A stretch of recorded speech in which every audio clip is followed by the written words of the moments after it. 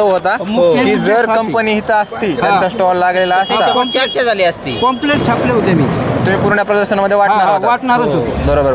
Company आपल्याला संमेलनांमध्ये एक शेतकरी भेटले. दादा तुमचं नाव काय? लक्ष्मण महादेव बडे, लक्ष्मण महादेव बडे.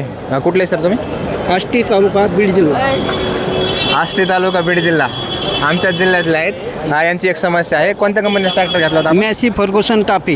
हां. आणि याच्यामध्ये काय झालं प्रॉब्लेम? याचा पॉवर टेरिंगचा फॉल्ट 6 महिन्यानंतर आला. मला ट्रॅक्टरची सर्व्हिस भेटली नाही. हां कंपनीला कॉल टाकून 6 कॉल झाली, हां. तरी पण सर्व्हिस मिळाली नाही.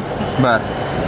त्यानंतर हां प्रायव्हेट काम करायचे बोलल्याच्यानंतर त्यांनी सर्व्हिस दिली, पण पॉवर टेरिंग रॉड जुना घेऊन आले. मी तो काय बसून घेतला नाही. माझा आहे तो कंपनीला खोलून दिला. हां. तिथून मोर 7 ते 8 दिवसांनी तो रिपेअर होऊन आल्याच्या पुढं ट्रॅक्टर चालू झाला.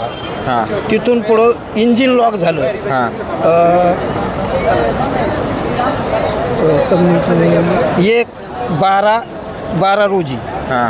1/12/24 रोजी कंपनी 2024. साधारणतः तुम्ही ट्रॅक्टर घेतल्याच नंतर किती दिवसात खराब झाले तो? 6 महिन्यात खराब झाला आणि दुसऱ्या वेळेस डायरेक्ट इंजिन लॉक झालं. मग त्या इंजिन लॉक झालं कंपनीकडून काय प्रतिक्रिया नाही? कंपनीचे 2 माणसं आले, त्यांनी मला 1300 रुपये मागितले.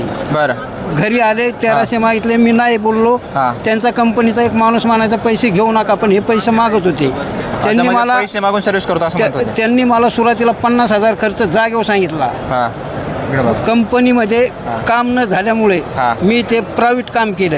प्रायव्हेट काम केले, मला 30,000 खर्च आला. बरं. खर्च आल्याच्या पुढं कंपनीचा कार्यक्रम याला चालू होता आपलं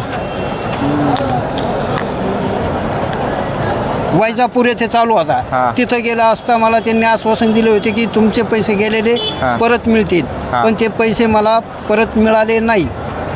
आणि ट्रॅक्टर घेऊन किती दिवस झाले? ट्रॅक्टर घेऊन आता 3ऱ्या वर्षाच्या पुढे ट्रॅक्टर, पण वॉरंटीमध्ये फॉल्ट येऊन त्यांनी करून दिला नाही.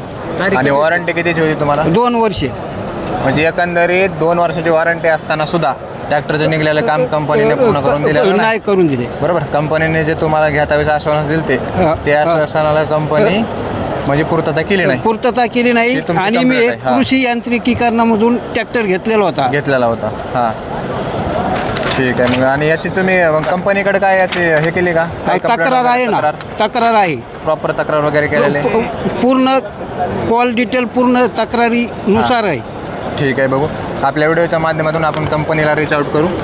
आणि आम्हाला कंपनीकडे अशी आमची मागणी आहे की यांचं जे काय आहे बाबा, त्या शेतकऱ्याची जी काय अडचण असेल ती त्यांची अडचण दूर करण्यात यावी. कारण याने काय होतं आहे, कंपनीचं नाव खराब होतं. बरोबर. बरोबर. आता एका शेतकऱ्यानं तुमच्या कंपनीबद्दल काहीतरी वाईट बोललं. कंपनी 1 नंबर आहे, हां. Messi Ferguson. हां. पण यांची सर्व्हिस खराब असल्यामुळे सर्व्हिस खराब आहे. कंपनीची बदनामी होत आहे.